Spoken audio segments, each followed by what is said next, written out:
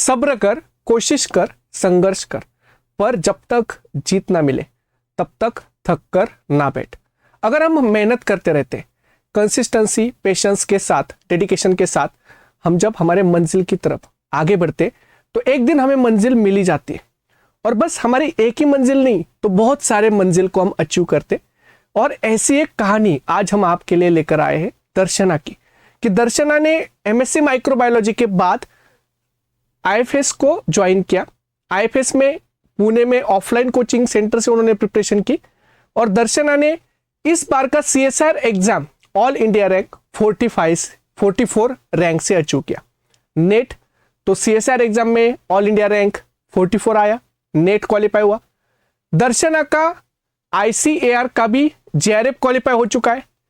उसके साथ दर्शना ने गेट एग्जाम बीटी को भी क्वालिफाई किया है 436 रैंक से।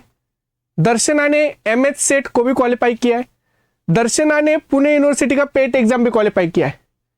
इतने सारे एग्जाम्स क्वालिफाई हो चुके हैं और दर्शना ने ये इतने बड़े अचीवमेंट्स जो वो अचीव किए।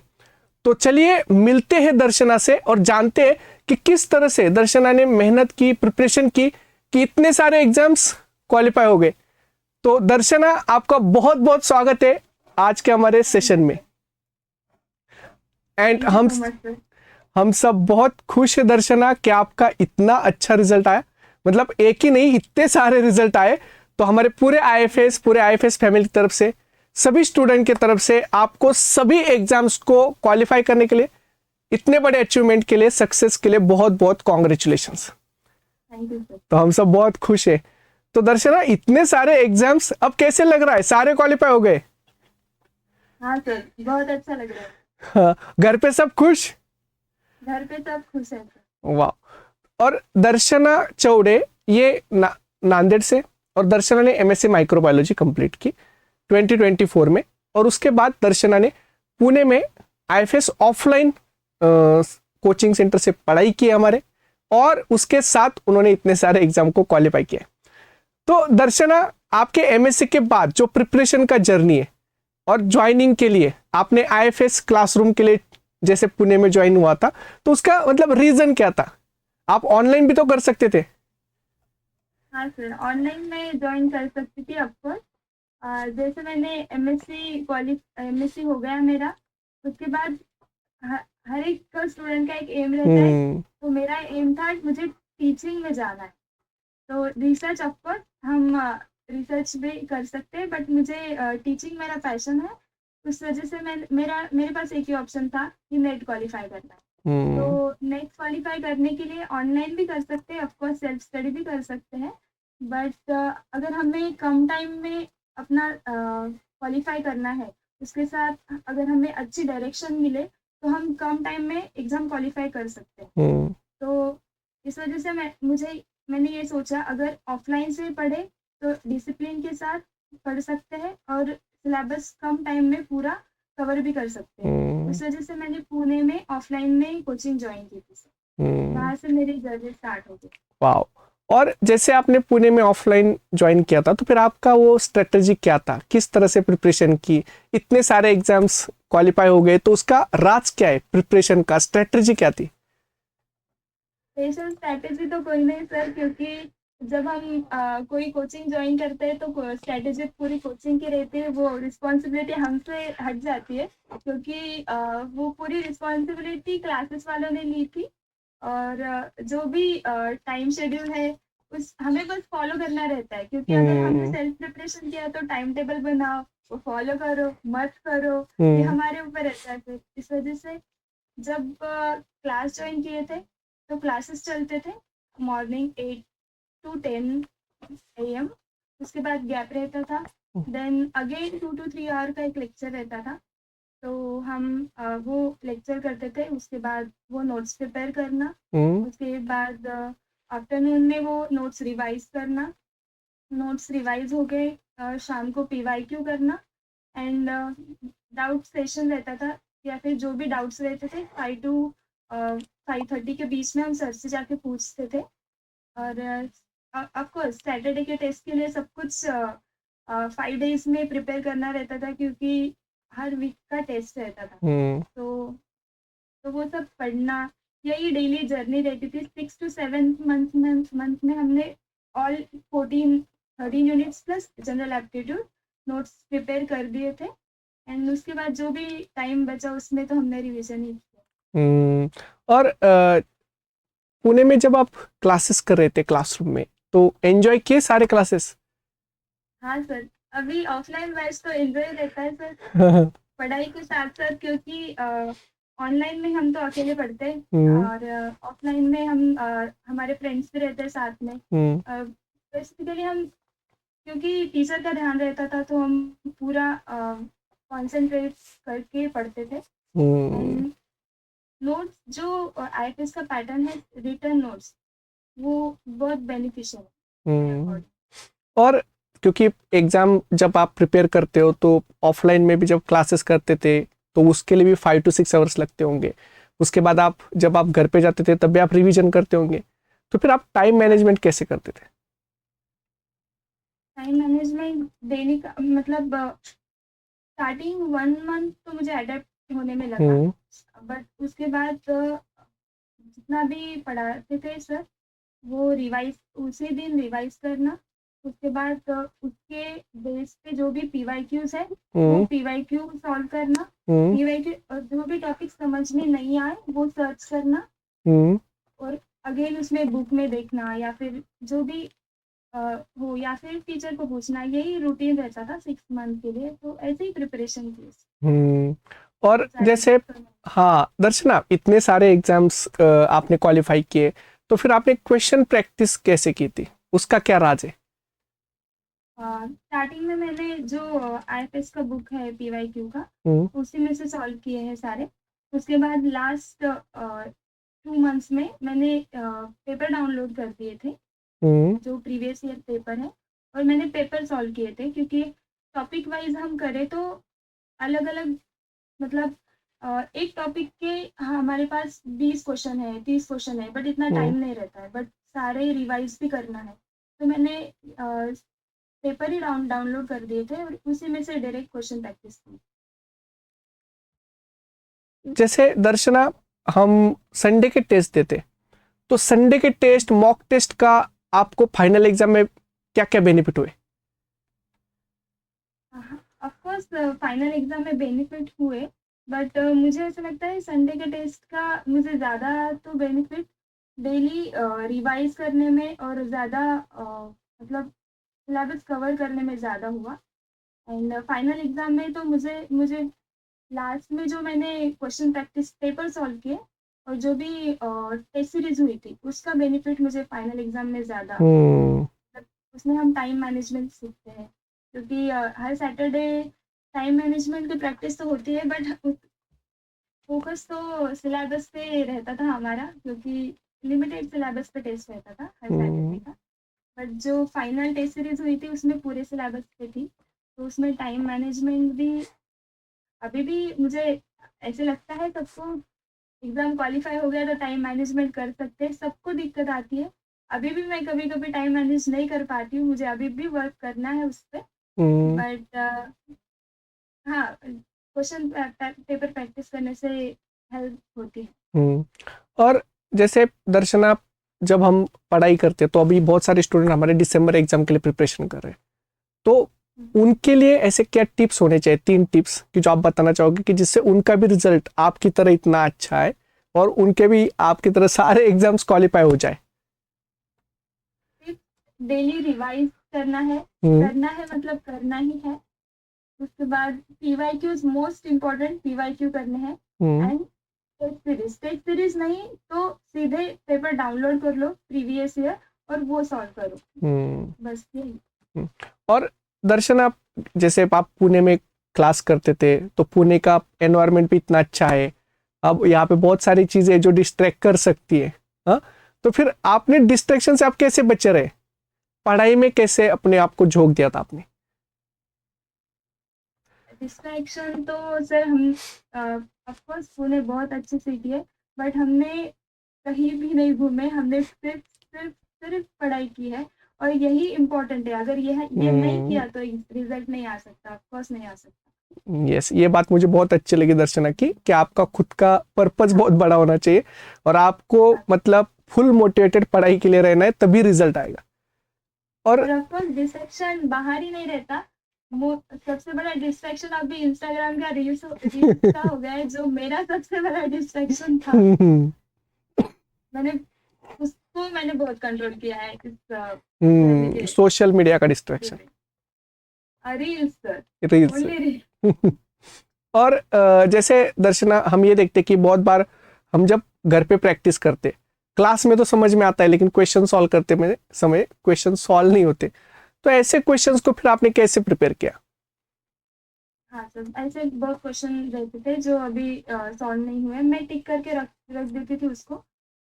एक बार नोट्स में देख लेती थी, अगर उसमें से सॉल्व हो गए तो, नहीं हुए तो मैं गूगल पे भी देख लेती थी। बट मोस्ट ऑफ टाइम तो मेरा ये था कि खुद जाके टीचर से पूछ लूँ। हम्म ऑफलाइन कोचिंग क्लास में वहाँ पे लोकेश सर थे, लालजी सर थे, सब हेल्प करते थे। तो एक ऐसे भी रहता है, हम अगर टीचर से डाउट पूछने जाए हम्म तो वो तो डाउट क्लियर होता ही है, उसके वो छोड़ के और एक दो पॉइंट हमें सर बताते हैं, तो वो भी एक ऐड हो जाता है, उसमें ऐड ऑन हो जाता है। तो हम्म इसकी वजह से भी ये भी एक बेनिफिट है, हम खुद से भी कर सकते हैं। खुद से पहले ट्राई करती थी, अगर नहीं हुआ तो टीचर से पूछ। हम्म। और जैसे दर्शना हम ये देखते कि बहुत बार हम डीमोटिवेटेड भी होते, कभी कभी संडे टेस्ट में कम मार्क्स आते थे, तो कम मार्क्स आते तो बहुत बुरा लगता है, रोना आ जाता है, इतने कम मार्क्स, हाँ सर। स्ट्रेस आ जाता है, तो उस टाइम पे खुद को कैसे मोटिवेट रखते थे? ये डिमोटिवेशन, ये तो बहुत बहुत हम्म बड़ा इशू है जर्नी के ड्यूरिंग, क्योंकि एक ऐसे एग्जाम है जिसका मतलब हम सबको ऐसा लगता है क्वालिफाई होगा नहीं होगा, क्योंकि 3 घंटे हमारा पूरी प्रिपरेशन डिसाइड करेगा कि हमने कितना पढ़ा है कितना नहीं पढ़ा है। तो ये डिमोटिवेशन रहता था, क्योंकि हर टेस्ट में अगर मार्क्स कम आए, स्टार्टिंग में अच्छे आए थे मेरे मार्क्स, फिर बीच में डाउन हो गए, कम आने लगे, फिर बढ़ गए। तो हम्म ये जर्नी का पार्ट है, ये तो होता रहेगा। बट हमें खुद डील करना है इन चीज़ों से। हम डील करेंगे तभी सीखेंगे, क्योंकि सक्सेस के लिए ये सब चीज़ें भी बहुत ज़रूरी है, कि हम स्ट्रेस से कैसे डील करते हैं, तभी जाके हम सक्सेस को भी हैंडल कर सकते हैं। ये बात मुझे बहुत क्योंकि अच्छी लगी। आगे की जर्नी भी जो भी है, हमें एग्जाम क्लियर करके बस यहीं पे नहीं रुकना है। हम्म हमें जो भी टीचिंग में जाना है या फिर रिसर्च करना है, आगे भी स्ट्रेस रहेगा, टेंशन रहेगा, तो हमें डील तो करना पड़ेगा। तो ये मेरा हम्म क्लियर था कि खुद डील करना है और आगे बढ़ना। यस, तो सभी स्टूडेंट के लिए बहुत बड़ी लर्निंग है कि stress, problems, difficulties, obstacles part of life है, डील करना है, फेस करना है, सॉल्व करना है और आगे बढ़ना है, यही नाम है, इसी का नाम लाइफ है। तो वैसे दर्शना, जब हम पेपर में जाते हैं या पेपर से पहले हमें बहुत डर लगता है, तो क्या आपको भी डर लगा था इस बार एग्जाम में? ये बड़े मजे की बात है सर, क्योंकि बचपन से जो भी एग्जाम था, हर सेमिस्टर पेपर में मुझे डर लगता था। बट पता नहीं कैसे इस बार मुझे बिल्कुल डर नहीं लगा सर, क्योंकि मैंने बिंदास होकर पेपर दिया था। मैंने एग्जाम के 2-3 दिन पहले भी कुछ नहीं पढ़ा था। मैंने हम्म बस अभी स्ट्रेस छोड़ के पेपर अच्छे से करना है, जो पढ़ा है हम्म मुझे आता है, ऐसे मैंने कंसिडर करके पेपर देने गई थी। हम्म। और दर्शन, आपके इतने सारे एग्जाम्स क्वालिफाई हो गए, तो ये जो सीक्रेट है, इसका सीक्रेट क्या है कि किस तरह से आपने ऐसी पढ़ाई की थी कि आपने सारे एग्जाम्स को क्वालिफाई कर लिया? मतलब ऐसा क्या क्या किया था, बताइए, हमारे स्टूडेंट जानना चाहते हैं। सर इतनी बड़ी अचीवमेंट नहीं है, क्योंकि बहुत से स्टूडेंट है और भी बहुत बड़ा बड़ा कर रहे हैं इतना। बट सिंपल है, हमें जो करना है एक ही डायरेक्शन में करना। क्योंकि अगर एक एग्जाम की प्रिपरेशन स्टार्ट कर दी, क्योंकि मेरे साथ फ्रेंड्स भी थे, उनको यूपीएससी भी करना है, नेट भी करना है, हम्म पीजीडीएमएलटी भी करना है, उसके साथ और भी करना है, ये पॉसिबल नहीं है। जो भी करना है टाइम लग सकता है ऑफकोर्स, बट एक ही डिसाइड करके एक ही डायरेक्शन में चलना है बस। हम्म। और दर्शना, बहुत बार सबसे ज्यादा डर पेपर में नेगेटिव मार्किंग का लगता है कि मेरा नेगेटिव हाँ ना हो जाए, तो आपने कैसे खुद को कंट्रोल किया, नेगेटिव मार्किंग को कैसे मतलब कम करने की कोशिश की? हाँ, बस नेगेटिव मार्किंग को कम करने के लिए मैंने इस बार मेरा क्या होना सर, जो जनरल एप्टीट्यूड का है वो मुझे लगा पिछली बार से पेपर जनरल एप्टीट्यूड का तो अच्छा था, तो जनरल एप्टीट्यूड में जितना आता था अगर करेक्ट आंसर आया मैंने वही टिक किया था जनरल एप्टीट्यूड। उसके बाद part B and part C में ऑफकोर्स पार्ट सी में कुछ क्वेश्चन हो गए हैं गलत, बट जो भी अगर हमें लग रहा है कि ये दोनों में से ही ऑप्शन है, 4 ऑप्शन में से अगर हमें लग रहा है ये दोनों में से ही ऑप्शन है, तो उस क्वेश्चन में मैंने रिस्क लिया है इस बार। बट ऐसे नहीं कि अगर कोई पता ही नहीं है चारों ऑप्शन में से कौन सा है उसमें भी कर दो, तो ये मैंने नहीं किया था, तो उस वजह से थोड़ा सा बेनिफिट हो गया है, ये भी बोल सकते।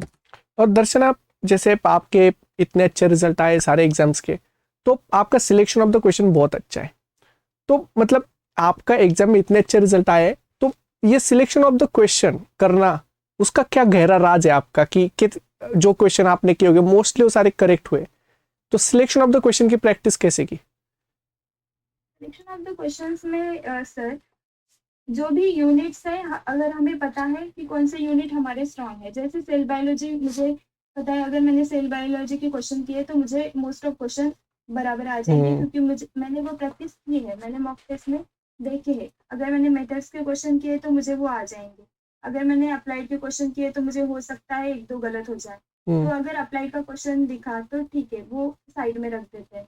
मेथड्स के है, सेल के है, मोल बायो के है, जो भी ऐसे यूनिट्स है जो जिसमें मैं अच्छा कर सकती हूँ, मैंने वो क्वेश्चंस पहले ही करने के ट्राई किए, और उसके बाद जो अगर जो क्वेश्चन हो सकता है ऐसे नहीं, यूनिट अच्छे से भी हो सकता है, जैसे मैंने अप्लाइड बहुत अच्छे से पढ़ा था, बट मुझे पता है अगर मैंने इसका क्वेश्चन किया तो हो सकता है 1-2 क्वेश्चन गलत, ज़्यादा क्वेश्चन गलत हो जाने की चांसेस है, तो मैंने वो क्वेश्चन साइड रख दिए ऐसे। और दर्शना, अब इतने अच्छे रिजल्ट आए, जेआरएफ भी हो चुका है और एलएस भी हो चुका है और उसके साथ साथ सेट हुआ है, गेट हुआ है, सब हुआ है, तो आगे अब आगे फ्यूचर क्या गोल क्या है? गोल सर ऑफकोर्स रिसर्च मुझे पसंद है, क्योंकि मैंने डिसर्टेशन जो भी मेरा वर्क था है मेरा उसमें भी इंटरेस्ट, बट मेन मेरा पैशन तो टीचिंग में है, तो मैंने पहले से डिसाइड किया था मुझे टीचिंग में जाना है, तो अभी मैं उसके लिए ट्राई करूँगी।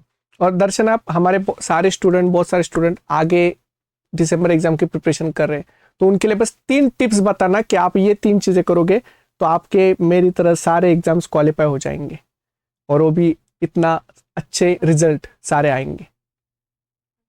जो भी अभी दिसंबर के लिए प्रिपेयर कर रहे हैं, हो सकता है आप ऑफलाइन बैच के स्टूडेंट हो सकता है आप ऑनलाइन बैच के स्टूडेंट हो सकता है आप सेल्फ प्रिपरेशन कर रहे हो, आपको बस एक ध्यान रखना है, नोट्स बनाने हैं वो भी अपने हाथों से। हो सकता है कोई किसी को नोट्स बनाने की आदत ना हो, इट्स ओके, बट रिवाइज करना है, जो भी पढ़ा है डेली रिवाइज करना है। सेकेंड, क्वेश्चन प्रैक्टिस करनी है, क्योंकि पीवाईक्यू प्रैक्टिस करना बहुत इंपॉर्टेंट है।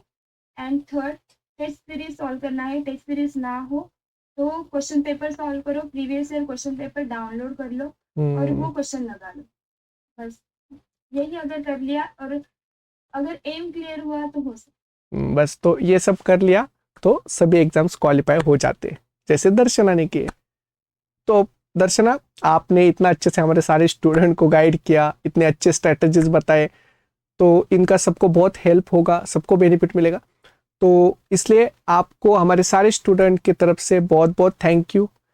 एंड आपके इतने सारे रिजल्ट आ चुके, तो इसके लिए हमारे पूरे आईएफएस फैमिली की तरफ से, सभी स्टूडेंट की तरफ से बहुत बहुत कॉन्ग्रेचुलेशन। थैंक यू सर, और मुझे भी आईएफएस पूरी टीम एजुकेशन टीम को थैंक यू बोलना है। उसके बाद ऑफलाइन के जो भी फैकल्टी थी आईएफएस की, लालजी सर, लोकेश सर, उनको भी थैंक यू बोलना है, और सब आईएफएस टीम को थैंक यू सो मच। तो हम सब बहुत खुश है दर्शना, आपका इतना अच्छा रिजल्ट आया, and wish you all the best for your future journey. Thank you so much. Thank you.